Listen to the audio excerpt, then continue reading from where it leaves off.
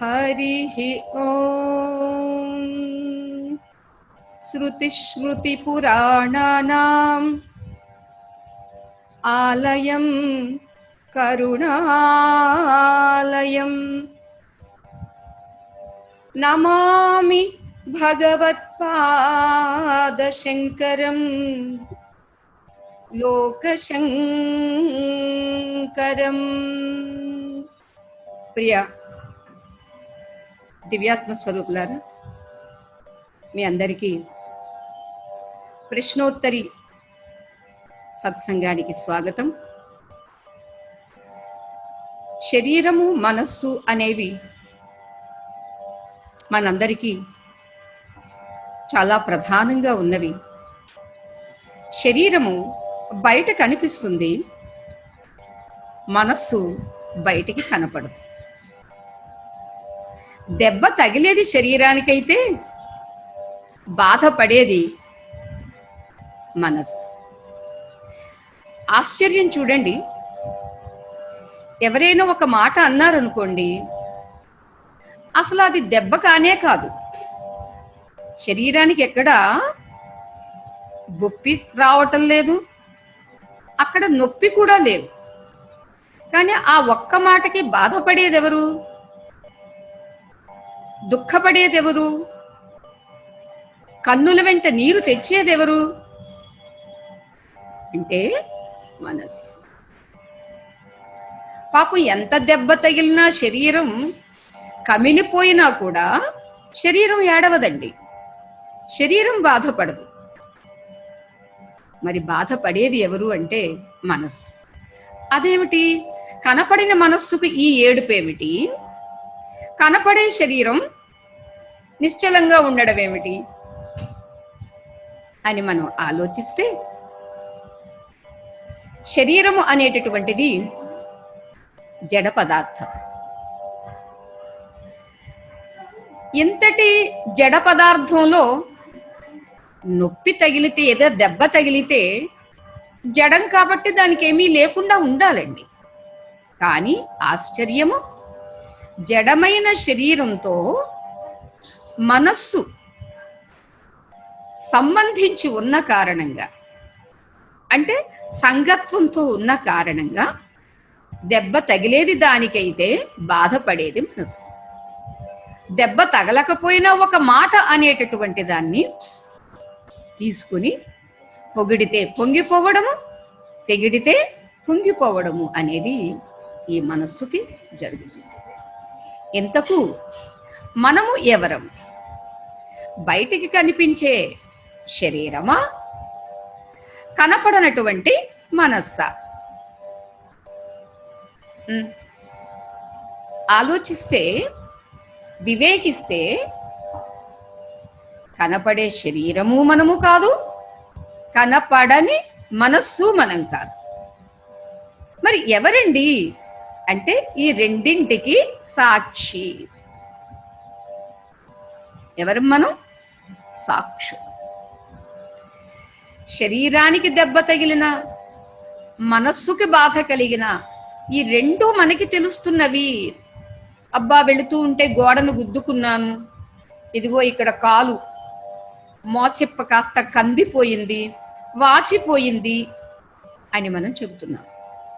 ఇంతకీ వాచిపోయిన మోచిప్ప మనకి చెప్పటల్లా, వాచిన మోచిప్పని మనం చూడగలుగుతున్నాం. అబ్బా, ఎంత నొప్పిగా ఉంది అని మనస్సుకి ఆ అనుభూతి కలుగుతుంది చూడండి, బాధ తెలుస్తుంది చూడండి. ఆ తెలుస్తున్నటువంటి మనస్సుని మనం చూడగలుగుతున్నాం. అంచేత చూసే మనము సాక్షి. చూడబడేటటువంటి మనోబాధ కానీ, చూడబడేటటువంటి మోకాలు నొప్పి గాని రెండు సాక్ష్యములు. అర్థమవుతుంది కదా? సాక్షి, సాక్ష్యములు. సాక్ష్యములోనికి శరీరము మనస్సు వెళ్ళిపోతాయి, కానీ మనం వెళ్ళం సుమా. మరి ఎవరా మనము? అది సాక్షి. ఈ రెండు మనకి అందరికీ తెలుస్తున్నవండి. చదువుకున్నవాడికి, చదువుకోనివాడికి, అంటే పండితుడికి, పామరుడికి అందరికీ తెలుస్తుంది. ఎవరిది వారికి తెలుస్తుంది. అంతేకాదు, ఆలోచిస్తే ఒక హాస్పిటల్లో మన వాళ్ళు ఎవరైనా అనారోగ్యంగా ఉన్నారని తెలిసినప్పుడు చూడ్డానికని వెళుతుంటే ఆ మెట్లు ఎక్కుతుంటే సడన్ గా నడుం పట్టేసింది. ఇక్కడ నడుం పట్టినప్పుడు ఎక్కడ వస్తుంది నడుము, నొప్పి ఎక్కడుంది, ఎక్కడ ప్రారంభమై ఎంతవరకు వెళుతుంది అని ఎలాగూ హాస్పిటల్కి వెళుతున్నాం కాబట్టి అక్కడున్న పేషెంట్ను చూడడం తర్వాత చూద్దామని ముందుగా డాక్టర్ దగ్గరికి వెళ్ళినప్పుడు ఇదిగోనండి ఇప్పుడే మెట్లు ఎక్కుతుంటే సడన్ గా పట్టేసిందండి నడుము. సరే, ఆయన ఒక పిన్ పాయింట్ తీసుకుని ఎక్కడి నుంచి వస్తుంది, ఎక్కడ నొక్కి, ఇక్కడ లేకపోతే ఎక్కడ అని అడుగుతారు. అడిగినప్పుడు చెప్పాల్సింది పేషెంటే కానీ నడుం కాదు సుమా. నడుం చెబుతుందా? పాపం నడుముకి ఏం తెలుసండి? నడుం చెప్పట్లేదు. మనస్సు ద్వారా తెలుస్తుంది. ఎవరికి చెప్పేది? ఎవరు చెప్పేది? నోరు. నొప్పి వచ్చింది అని తెలిసేదేమో మనస్సు ద్వారా మనకే. ఎవరా మనం? అంటే మోకాలుని లేదా నడుముని, నడుము నొప్పిని కూడా తెలుసుకుంటున్నటువంటి మనము సాక్షి. ఆ సాక్షికి ఇవేమీ లేవండి.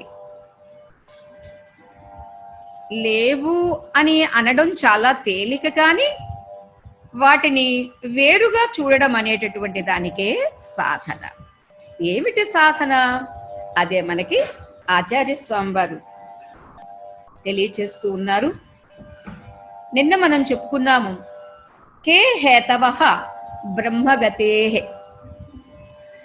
బ్రహ్మప్రాప్తిని పొందడానికి కారణాలేమిటి, హేతువేమిటి, ఉపాయాలేమిటి, సాధనములు ఏమిటి, అవి ఏవై ఉన్నవి అని అడిగారు. అడిగితే దానికి ఏం చెప్పారు? సత్సంగతి. ఒకటి సత్సాంగత్యం. సాక్షిగా ఉండడం ఎలా తెలుస్తుందండి అని అంటే, అది నీవు మానసికంగా బౌద్ధికంగా ఒక నిర్ణయానికి రావడం అయిన తర్వాత జరుగుతుందే తప్ప ఊరికే జరగదు. దానికి ఉదాహరణకి ఒక మనోవైజ్ఞానికుడు అంటే సైకాలజిస్ట్ ఒక స్కూల్కి వెళ్ళారు. స్కూల్కి వెళ్ళి ఆయన ఏం చేశారంటే, ఒకే క్లాస్ స్టూడెంట్స్ని 2 విభాగాలు చేశారు. 2 విభాగాలు చేసి ఒక పార్ట్ అంటే హాఫ్ స్టూడెంట్స్ను ఒక రూమ్లో, మరొక హాఫ్ స్టూడెంట్స్ని మరొక రూమ్లో కూర్చోబెట్టారు. ఇప్పుడు సేమ్ క్లాస్ సుమా, అంటే డిగ్రీ సేమ్, బట్ వాళ్ళని 2 రూమ్స్లో కూర్చుని పెట్టారు. కూర్చుని పెట్టిన ఈ సైకాలజిస్ట్ ఏం చెప్తారంటే, ముందు నంబర్ 1 రూమ్లోకి వెళ్ళి బోర్డు మీద, నేను ఇప్పుడు ఒక లెక్క చెప్పబోతున్నాను, ఇది మీకెవ్వరికీ రాదు, అసలు మీరు సాల్వ్ చేయలేరు, దీన్ని పరిష్కరించలేరు.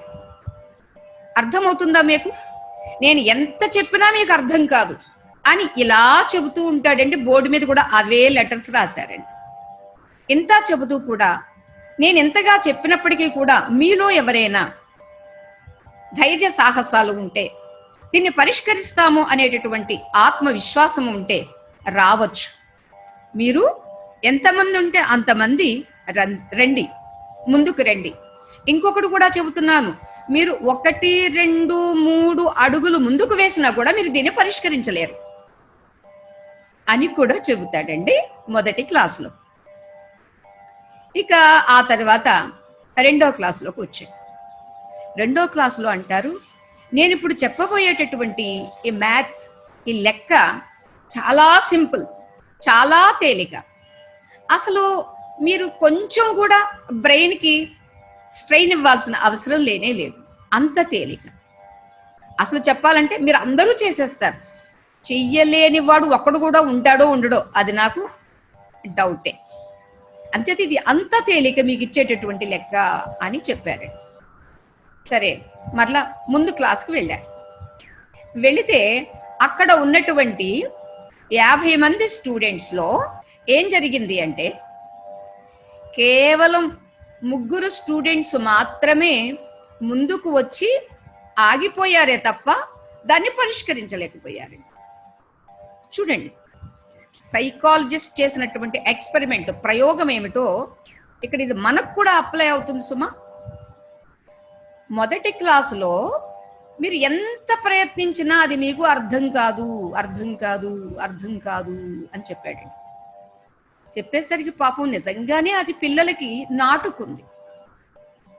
అర్థం కాదు కాబోసే అర్థం కాదని మన ప్రొఫెసరే చెప్తుంటే ఇంక మనకి ఎక్కడ అర్థమేచొస్తుంది అని అనుకున్నారు. పిల్లలందరూ ఆ నిర్ణయానికి వచ్చేసారండి. దానిలో ముగ్గురు పాపం లేచి ముందుకు వచ్చి కూడా మాకు అర్థం కావట్లేదండి అన్నారు.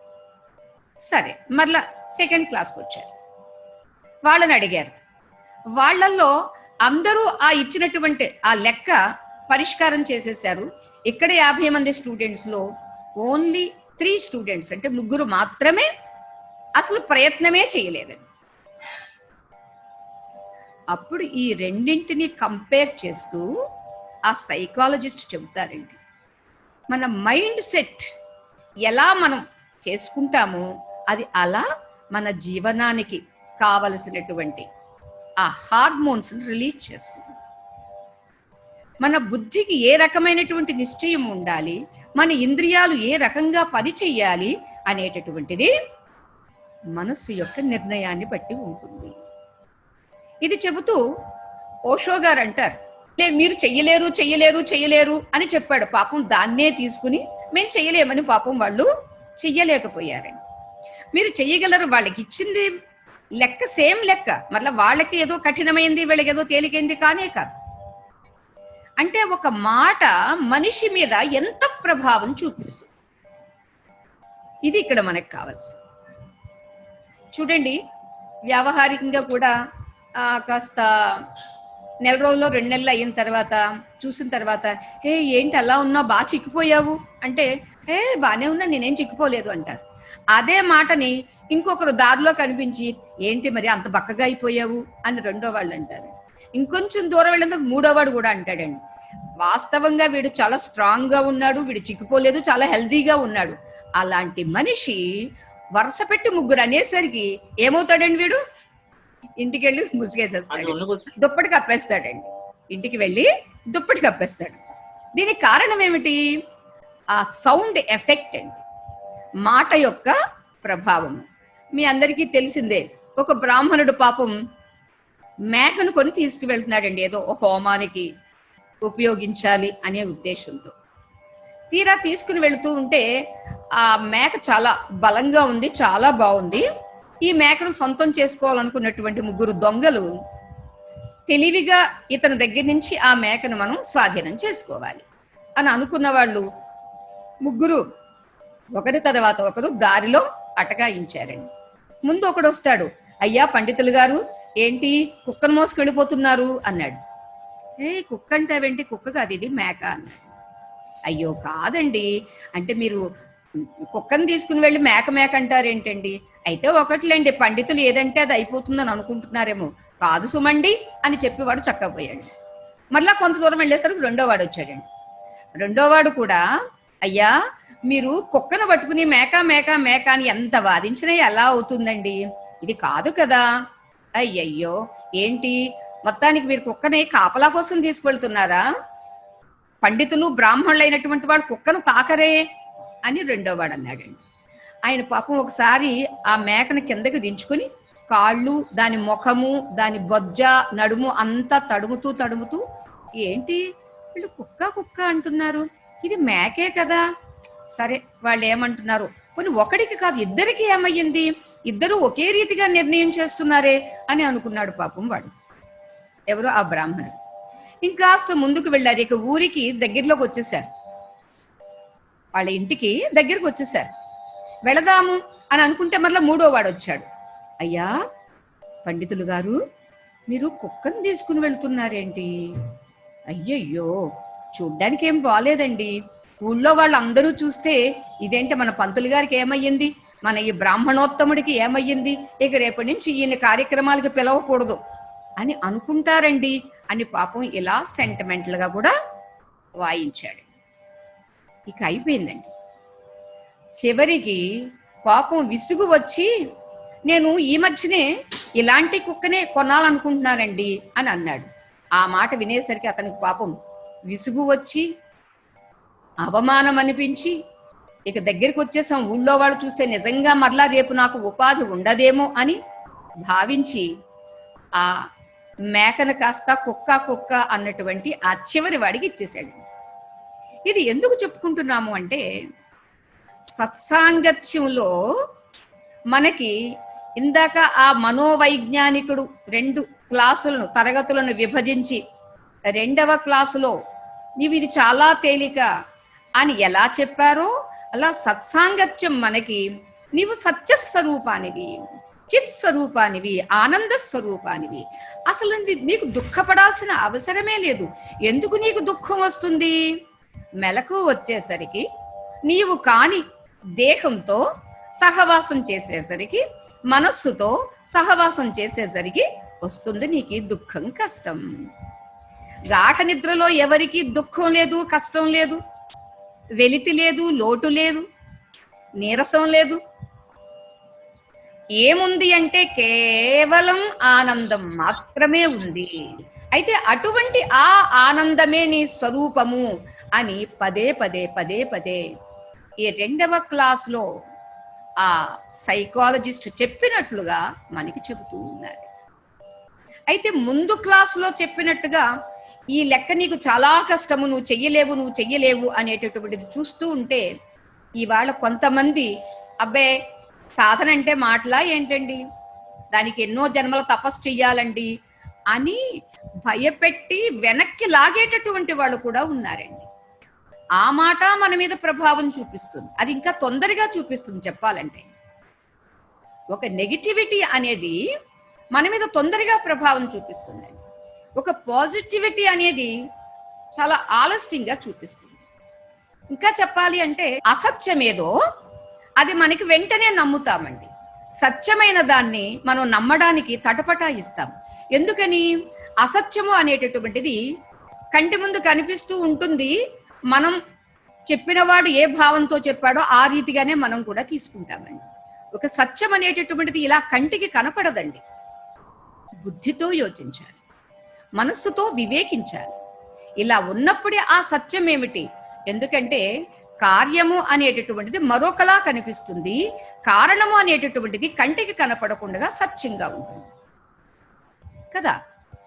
పొగ కనిపిస్తుందండి, పొగకు కారణమైనటువంటి నిప్పు కనపడదు. అంచేత పొగ కనపడింది కాబట్టి కొంతమంది పొగ అంటారు, లేదా మంచు అంటారు, వేరే వేరే అంటారు. కానీ దానికి కారణమైనటువంటిది ఏది కనపడకపోయినా కనపడే దాన్ని బట్టి దానికి కారణాన్ని ఊహించడం, ఇదే నేర్పిస్తుంది సత్సాంగత్యం. అందుచేత ఉన్నటువంటి మేకను కుక్క కుక్క కుక్క అని ఎలా మేకను కుక్కగా భ్రమింపచేశారే తప్ప నిజంగా మేక కుక్క అయిపోలేదు. ఓకే, అలా మనకి ఈ ప్రపంచంలో ఉన్నటువంటి మన సమాజం కానివ్వండి, లేదా మన బంధువర్గం కానివ్వండి, లేదా మన స్నేహితులు కానివ్వండి, ఏం చేస్తున్నారు, ఏం జరుగుతుంది అంటే సత్యమైనటువంటి ఆత్మను కనిపించటం లేదు కాబట్టి కనపడిన దానికోసం ప్రాకులాడడం ఎందుకు, కనిపించే దాని గురించి ప్రాకులాడితే సరిపోతుంది అని అనుకుంటున్నామండి. అంచేత ఇక్కడ మనకి కావలసింది ఏమిటి? ఆ సత్యస్వరూపం అనేది మనకి తెలియచేస్తారు. ఎలా తెలియచేస్తారు? కేవలం సత్సాంగత్యం ద్వారా. ఏది 2వ తరగతిలో అది చాలా సింపుల్ అని చెప్పినట్టుగానే సత్సాంగత్యంలో నీ స్వరూపము సాక్షి స్వరూపము, ఆ సాక్షి స్వరూపమే నీది అని పదే పదే గుర్తు తెచ్చుకో. నిన్న ఏమని చెప్పుకున్నామండి? శ్రావ్యం సదా కిం, ఏది పదే పదే వినాలి అంటే గురు వేద వాక్యం. గురు వేద వాక్యము ఎప్పుడూ వింటూ ఉండాలి. దేనికోసం అండి? ఇదిగో వీళ్ళు ఎంతసేపు ఈ సైకాలజిస్ట్ 2వ క్లాస్ పిల్లలకు చెప్పినట్లుగా మనకి మనం చెప్పుకోవాలి, లేదా మనం గురువు ద్వారా ఇలా ఆచార్య స్వామి వారి వంటి బోధల ద్వారా మనం దాన్ని నిరూపణ చేసుకోవాలి. అందుచేతే ఏది సత్యం ఏది అసత్యం, ఏది సత్యం, ఏది అసత్యం, ఏది నిత్యం, ఏది అనిత్యం. ఈ సువిశాల ప్రపంచములో నీకేది ముఖ్యం ఓ సాధకా? ఏది సత్యం, ఏది అసత్యం, ఏది నిత్యం, ఏది అనిత్యం. సృష్టించువాడు సత్యం, సృష్టింపబడేది అసత్యం. సృష్టించువాడు సత్యం, సృష్టింపబడేది అసత్యం. స్రష్ట నిత్యుడు, సృష్టి అనిత్యం. స్రష్ట నిత్యుడు, సృష్టి అనిత్యం. స్రష్ట సాక్ష్యమే సత్యము నిత్యము. ఏది సత్యం, ఏది అసత్యం, ఏది నిత్యం, ఏది అనిత్యం. తెలుసుకునువాడు సత్యం, తెలియబడేది అసత్యం. తెలుసుకొనువాడు సత్యం, తెలియబడేది అసత్యం. జ్ఞాత నిత్యుడు, జ్ఞేయమనిత్యం. జ్ఞాత నిత్యుడు, జ్ఞేయమనిత్యం. జ్ఞస్వరూపమే నీ నిజ తత్వము. జ్ఞస్వరూపమే నీ నిజ తత్వము. ఏది సత్యం, ఏది అసత్యం, ఏది నిత్యం, ఏది అనిత్యం. ఈ సువిశాల ప్రపంచములో నీకేది ముఖ్యం ఓ సాధకా? ఏది సత్యం, ఏది అసత్యం అనేటటువంటి వివేకాన్ని మనం దగ్గర పెట్టుకోవాలండి. ఇవాళ కరోనా గురించి బయటికి వెళుతుంటే మాస్క్, పదే పదే పదే పదే శానిటైజ్, ఎలా చేతులకు రాసుకుంటే ఎవరి ద్వారా ఏ వస్తువు ద్వారా మనకి అంటకుండా ఉంటుంది అంటున్నారో ఈ సాక్షిత్వాన్ని నిరంతరము కూడా ఏది రాని, ఏది జరగని, ఏ అనుభూతి రాని, ఆఖరికి కోపం రాని, తాపం రాని, పాపం రాని, పుణ్యం రాని, ఏది వచ్చినప్పటికీ దీనికి నేను సాక్షిగానే ఉంటాను, సాక్షిగానే ఉన్నాను ఉన్నాను ఉన్నాను అని అనుకోవడం ద్వారా మన నిజస్వరూపం అనేటటువంటిది మనకి అనుభూతం అవుతుంది. అందుచేత వివేకాన్ని ఏది ఇస్తుందండి?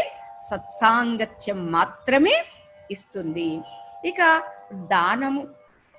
దానములో మనకున్నటువంటి దానిలో కొంత శాతము ఇవ్వడం అంత మాత్రమే కాదండి.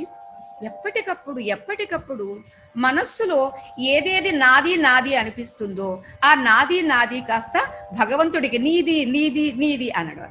ఇదొక టెక్నిక్. భగవంతుడు ఏం చెప్పాడండి? మత్కర్మకృతు మద్భక్త సంగవర్జిత. నీవెప్పుడు ఏ పని చేసినా ఎవరి కోసం చేస్తున్నావు? నా కోసం చెయ్యి. మద్భక్త, నీవు నావాడిగా, నా ప్రేమిగా ఉండు, నా కోసం చెయ్యి, నా ప్రేమిగా ఉండు. అలా ఉన్నప్పుడు ఏమవుతుంది? ఇదంతా నాది నాది నాది అనేటటువంటి అసంగం పోతుంది, వాటితో అసంగం వస్తుంది. అన్నీ కలిగి ఉన్నటువంటి వాడితో సంఘం కలుగుతుందండి. మీరు వినే ఉంటారు బహుశా, ఒక మహారాజు గారు చాలా అనేకమైనటువంటి వస్తువులను పెట్టి ఎవరైనా రావచ్చు కానీ ఒక్కటి మాత్రమే తీసుకుని వెళ్ళాలి అని చెప్పారు. అందరూ వచ్చి చూస్తున్నారు. మొత్తం అంతా ప్రదర్శనలో ఎలా మనకి ఎగ్జిబిషన్లో పెడతారో అలా ఈయన ఎగ్జిబిట్ చేసినటువంటి దానిలో ఈ చివరి నుంచి ఆ చివరికి వెళ్ళి మరలా ఆ చివరి నుంచి చివరికి వచ్చి ఒక్కటే తీసుకోమంటున్నారు కాబట్టి ఏది విలువైనది, ఏది ఉపయోగమైనది అని అలా చూసి పట్టుకెళ్తున్నారు. వాళ్ళల్లో ఒక యువతి, ప్రాజ్ఞురాలు, కాస్త పెద్దలంటే గౌరవము, వినయము, విధేయత కలిగినటువంటి సంస్కారవతి, వివేకం కూడా ఉన్నటువంటి పిల్ల. ఆమె చూసింది. తను కూడా ఈ చివరి నుంచి ఆ చివరి వరకు వెళ్ళింది. అరే, రాజుగారు ఒక్కటే అన్నారు, ఏ ఒక్కటి తీసుకుంటే అన్ని నావి అవుతాయో. వింటున్నారా? ఏ ఒక్కటి నేను తీసుకుంటే అన్ని నావి అవుతాయో ఆ ఉపాయం ఏమైనా ఉందా అని ఆలోచించింది. ఆలోచించినటువంటి ఆ అమ్మాయికి మంచి ఆలోచన వచ్చిందండి. ఆ ఎగ్జిబిషన్ లో ఆ సమయంలో రాజుగారు కూడా కూర్చుని ఉన్నారండి. డైరెక్ట్ గా రాజుగారి దగ్గరికి వెళ్ళింది. రాజుగారు, మీరు చెప్పినటువంటి ప్రకటన చాలా బాగుంది, నేను కూడా ఒక్కటే కోరుకోవాలనుకుంటున్నాను అంది. మంచిదమ్మా, ఇంక నువ్వు కొత్తగా చెప్పేదేముంది, కోరుకో అన్నారు. తీసుకో, కోరుకోవడం ఏంటి, తీసుకో అన్నారు. అంటే అప్పుడు ఆ పిల్ల అంటుంది, నాకు ఏ ఒకటో రెండో కాదు, ఇవన్నీ నాకు సొంతం కావాలంటే వీటన్నింటినీ కలిగి ఉన్న మహారాజు గారైనా మీరు నాకు కావాలి అందండి. అర్థం కాలేదు మీకు ఎవరికి? అంటే ఒక్క రాజుగారిని కోరుకుంటే అక్కడ ప్రదర్శనలో పెట్టినటువంటి అన్ని ఆవిడికి సొంతం అవుతాయి కదండి. ఈయన ప్రదర్శనలో పెట్టాడంటే ఇలాంటివి ఎన్నో ఉండుంటాయి కదా రాజుగారికి. ఈ టెక్నిక్ మనకి మన గురువులు తెలియచేస్తారు.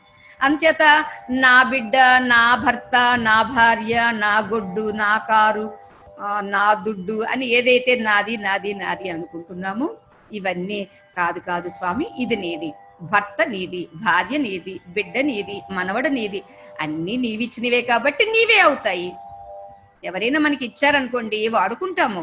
వాడుకోవడం అయిపోయిన తర్వాత అయ్యో తీసుకోండి, చాలా థ్యాంక్స్ అండి, మీరు ఇచ్చారు, వాడుకున్నామండి అంటాం కదా. మరి ఇది మన జీవితంలో ఎందుకు మనం మర్చిపోతున్నాము? మర్చిపోవడం వల్లే ఏడవాల్సి వస్తుంది, మర్చిపోవడం వల్లే బాధపడాల్సి వస్తుంది.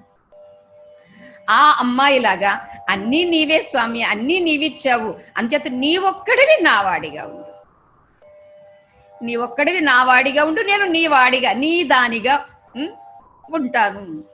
అన్నమయ్య అదే అంటారండి, నీవు నా సొమ్మవు, నేను నీ సొమ్ము, ఈవలె నీవెప్పుడు మా ఇంట నుండ తగవా, ఈవలె నీవెప్పుడు మా ఇంట నుండ తగవా, నీవు నా సొమ్మవు, నేను నీ సొమ్ము.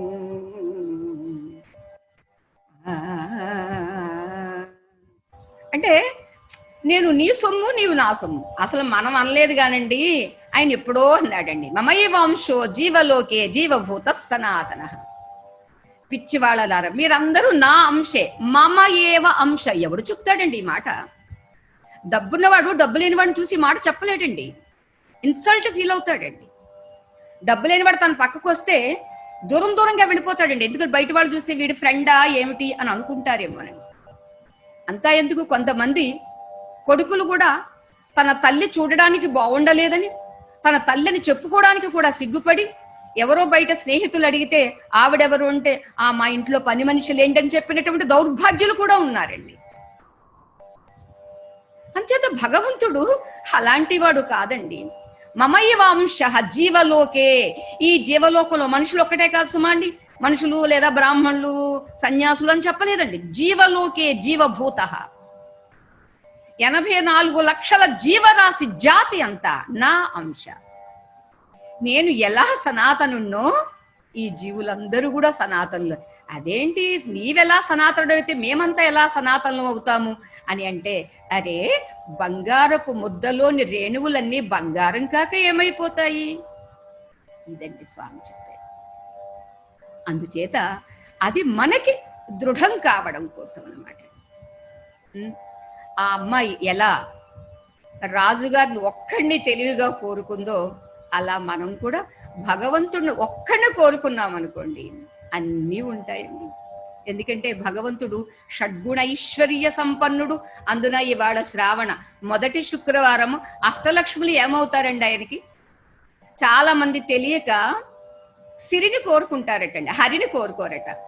సిరిని ఒక్కదానే కోరుకుంటే ఆవిడ ఎన్నాళ్ళు ఉంటుందండి? మళ్ళీ వచ్చే శుక్రవారం దాకా కూడా ఉండదండి. డింగుని వెళ్ళిపోతుంది, ఇంకొకరింటికి వెళ్ళిపోతుంది, ఇంకొకరింటికి వెళ్ళిపోతుంది, ఈ ఊరు విడిచి మరొక ఊరు వెళ్ళిపోతుంది. ఆవిడ మన దగ్గరే ఉండాలంటే తెలివైన వాళ్ళు ఏం చేస్తారండి? వాళ్ళ ఆయన్ని కట్టుపడేసుకుంటారు. హరిని గట్టిగా పట్టుకుంటే హరి కోసమన్నా సిరి ఉంటుంది. అంచేత హరిని పట్టుకుంటే సిరి ఎలా ఉంటుందో అలా భగవంతుణ్ణి పట్టుకుంటే మిగిలినటువంటివి అన్ని అష్టలక్ష్ములనే చెప్పేటటువంటి అష్ట ఐశ్వర్యములు కూడా తప్పనిసరిగా ఉంటాయి. అందుచేత ఇక్కడ మనకి దానము దానము దానము అంటే మనం ఇచ్చేటటువంటిది ఏదో చాలా స్వల్ప దానం అండి. దానకర్ణుడిలాగా మనం ఇచ్చేయటం లేదు, ఇంకేదోలాగా ఇచ్చేయడం. సపోజ్ ఎంత ఇచ్చినప్పటికీ కూడా అది చాలా స్వల్పమే. కానీ నిజమైనటువంటి దానం ఏమిటి?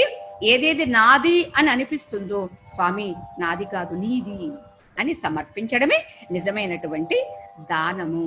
ఇంకా మూడవది విచారణ.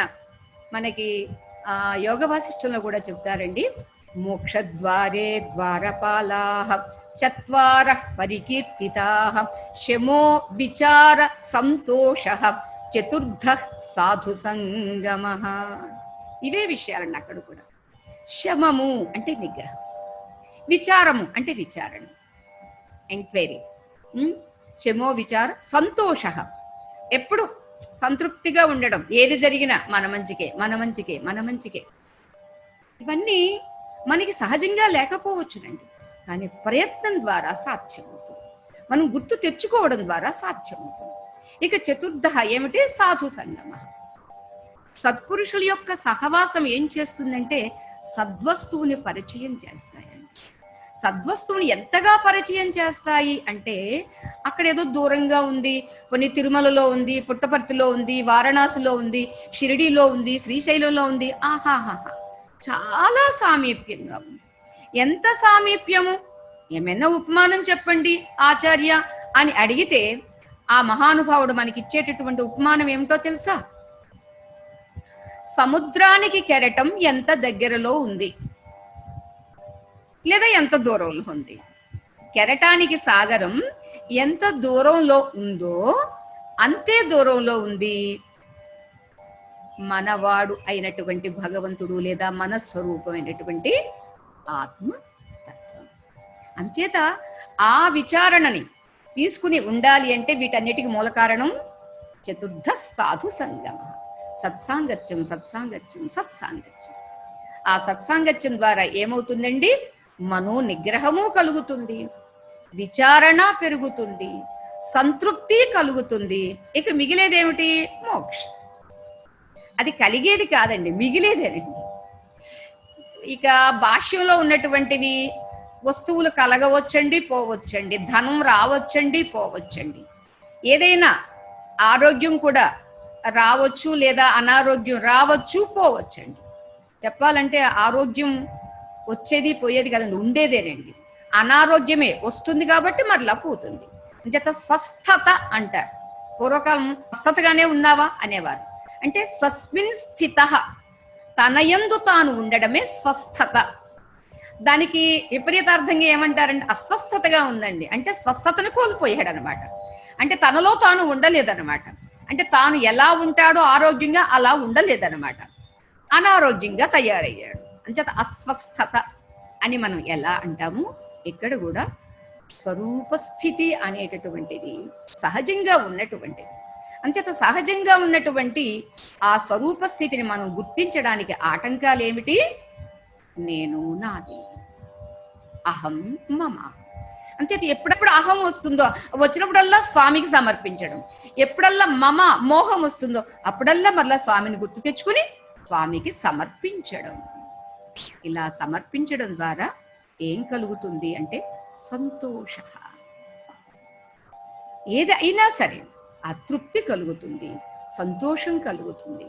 ఆ సంతోషం అనేటటువంటిదండి మన మానసిక నిర్ణయాన్ని బట్టి, వివేకాన్ని బట్టి ఉంటుందే తప్ప వస్తువును బట్టి ఉండదండి. అటువంటి నిర్ణయము ఏంటనేది మరలా మనం రేపు తెలుసుకోవడానికి ప్రయత్నం చేద్దాం. జయ రాధేశ్వరి.